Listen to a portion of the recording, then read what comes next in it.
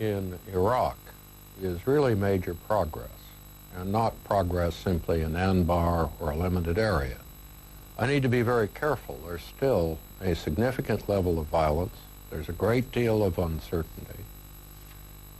Limited progress toward political accommodation, but compared to even last fall, throughout the country, and we were in Mosul, Basra, in several provinces in the south, in much of Baghdad and the areas around it, places like Diyala, the defeat of al-Qaeda is a very clear, very striking result. The situation is very, very different in Afghanistan. We're still winning tactically, but the Taliban is expanding its influence. It has become much more sophisticated in the east.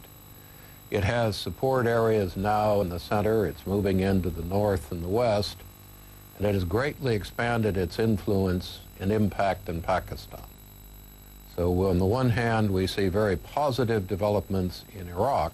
On the other hand, the situation in Afghanistan and Pakistan is very troubling, in spite of the fact we tend to win every tactical clash.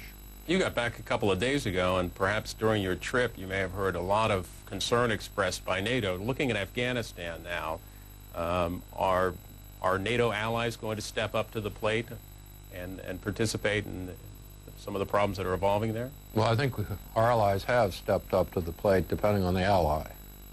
The British, with a very limited force, are fighting a very serious counterinsurgency conflict in Helmand.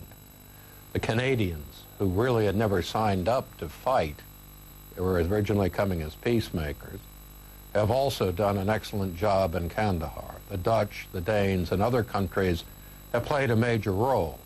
The difficulty is that some of the countries that should be the most important countries, Germany, Italy, Spain, and France, are essentially stand-aside countries.